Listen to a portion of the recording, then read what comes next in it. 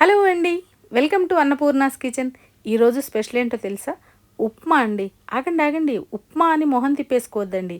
అలా మొహం తిప్పుకునే వాళ్ళకే ఇష్టపడి తినేలాగా ఎలా చేయాలో ఉప్మా ఈ వీడియోలో చూపించబోతున్నాను. చివరి దాకా స్కిప్ చేయకుండా చూసేసేయండి.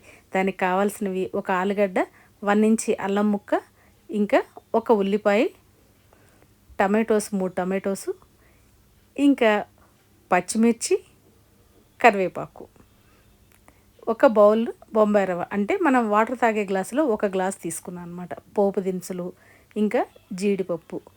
ఇంతేనండి. సింపుల్గా మన ఫంక్షన్స్లో ఉప్మా ఎలా వస్తుందో అలా చేసుకోవచ్చు అనమాట. ముందుగా ప్యాన్లోకి ఆయిల్ వేసేసుకుని, మరి కాస్త ఆయిల్ వేసుకోండి. ఉప్మాకి కాస్త ఆయిల్ వేస్తే టేస్ట్ వస్తుందన్నమాట. ఒక్క స్పూన్ నెయ్యి వేసుకోండి. ఎందుకంటే క్యాటరింగ్ వాళ్ళైనా పెళ్ళిళ్ళలో ఫంక్షన్స్లో అయినా నెయ్యి వేస్తారనమాట. ఆ నెయ్యితోనే టేస్ట్ అంతా వచ్చేస్తుంది. నూనె వేడెక్కాక పోపు దినుసులు వేసేసుకుని, పోపు కొంచెం ఫ్రై అయ్యాక జీడిపప్పు వేసుకోండి. అప్పుడైతేనే శనగపప్పు జీడిపప్పు కలర్ ఈక్వల్గా ఉంటుందన్నమాట. ముందు వేసేసామనుకోండి జీడిపప్పు మరీ రంగు వచ్చేస్తుంది, శనగపప్పు కొద్దిగా లేట్ అవుతూ ఉంటుంది. అందుకని ఈక్వల్ కలర్ రావాలంటే ఇలా వేసుకోవాలి. పక్కన గిన్నెలో మనం 1 గ్లాసు రవ్వ తీసుకుంటే దానికి 2.5 గ్లాసులు నీళ్లు పెట్టుకోండి. పక్కన వేడి చేసుకోండి. పోపు చక్కగా వేగిపోయింది కదా, ఇప్పుడు మనకి జీడిపప్పు కూడా మంచి కలర్ వచ్చేసింది అనమాట. ఇందులోకి టమాటోస్ ఒక్కటి ఆపేసి మిగిలిన వెజిటబుల్స్ అన్నీ వేసేసుకోండి. చక్కగా ఆలుగడ్డ, ఉల్లిపాయ, పచ్చిమిర్చి, అల్లం ఈ పోపులో మంచిగా ఫ్రై అవ్వాలన్నమాట. ఇలా ఫ్రై చేసుకున్నాక చక్కగా ఫ్రై అవ్వాలి. అప్పుడైతేనే మంచి టేస్ట్ వస్తుందండి. ఇందులోకి 1/2 స్పూన్ పసుపు వేసుకోండి. ఉప్మాకి మంచి కలర్ వస్తుంది, చూడగానే టెంప్ట్ అయిపోతారనమాట.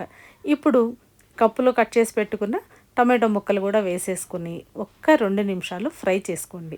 అసలు మూత పెట్టద్దండి. మూత పెడితే టమాటో సాఫ్ట్ అయిపోతుందనమాట. అలా సాఫ్ట్గా మెత్తగా అయిపోతే ఉప్మాకి అస్సలు బాగుండదు. ముక్కలకి సరిపడానే సాల్ట్ వేసుకోవాలి. సాల్ట్ వేసుకుని ఒక్కసారి మొత్తం చక్కగా కలిపేసుకోవాలి. ఇప్పుడు మనకి గిన్నెలో నీళ్లు తెరిలిపోయి ఉంటాయి కదా, ఆ నీళ్ళని తీసుకొచ్చి ఈ వెజిటబుల్స్ ముక్కల్లోకి వేసేద్దాం. ఎందుకంటే నీళ్ళు ఇందులోనే మరిగాయనుకోండి పోపు మెత్తగా అయిపోతుంది, ముక్కలు కూడా మరీ ఉడికిపోయి పేస్ట్ లాగా అయిపోతాయి. అలా అవ్వకూడదంటే మీరు విడిగానే నీళ్లు వేడి చేసుకోవాలి. ఇప్పుడు ఉప్మాకి సరిపడా ఉప్పు వేసేసుకుని ఒక్క 2 నిమిషాలు చక్కగా తెరలనిచ్చేసేయండి నీళ్ళని. వెజిటబుల్స్ నీళ్లు బాగా తుక తెరలాలన్నమాట. ఇలా మంచిగా తెల్లితే ఉప్మాకి భలే రుచి వస్తుందండి. ఈ వెజిటబుల్స్ ఫ్లేవర్ అంతా నీళ్ళకి పడుతుందన్నమాట. ఇప్పుడు స్టవ్ సిమ్లో పెట్టుకుని మెల్లమెల్లగా రవ్వ పోసుకుంటూ కలుపుకుంటూ ఉప్మా రవ్వ పోసేసుకోవాలి. ఇలా పోస్తే ఉండకట్టకుండా ఉంటుంది, ఉప్మా కూడా మంచిగా సాఫ్ట్గా వస్తుందన్నమాట.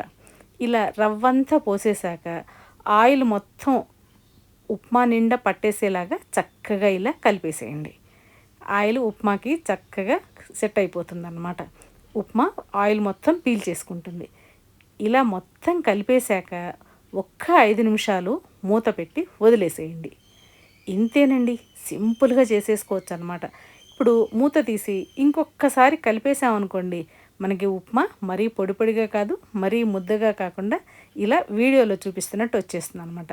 ఇలా చేసి పెట్టామనుకోండి, ఇంట్లో వాళ్ళు ఉప్మా అంటే ఆమడ దూరం పరిగెత్తే వాళ్ళు కూడా వచ్చి చక్కగా వేళ్ళు చప్పరిస్తూ తినేస్తారండి ఉప్మాని. అంత రుచిగా వస్తుందన్నమాట. స్టవ్ ఆఫ్ చేసి ఒక్క 2 నిమిషాలు మూత పెట్టి వదిలేసామనుకోండి, మన టేస్టీ బొంబాయి రవ్వ ఉప్మా రెడీ అయిపోతుందండి. పెళ్ళిళ్ళలోనో ఫంక్షన్స్లోనో అబ్బా ఉప్మా భలే ఉంటుంది అనుకుంటూ ఉంటాం కదా, అలా కాదండి, ఇంట్లో కూడా ఇలా టేస్టీగా చేసేసుకోవచ్చు అనమాట. ఈ ఉప్మాలోకి మంచిగా కొబ్బరి పచ్చడి చేసుకుని నంచుకుని తింటే అద్దిరిపోతుందండి. ఎలా ఉంది? మీరు కూడా తప్పకుండా ట్రై చేసేయండి. ఎలా వచ్చిందో నాకు కమెంట్ సెక్షన్లో కమెంట్ పెట్టండి. కొత్తగా మన ఛానల్ ఎవరైనా చూస్తుంటే తప్పకుండా సబ్స్క్రైబ్ చేసుకోండి. వేడి వేడి బొంబాయి రవ్వ ఉప్మా రెడీ అండి. ఇంకో వీడియోతో మళ్ళీ కలుద్దాం.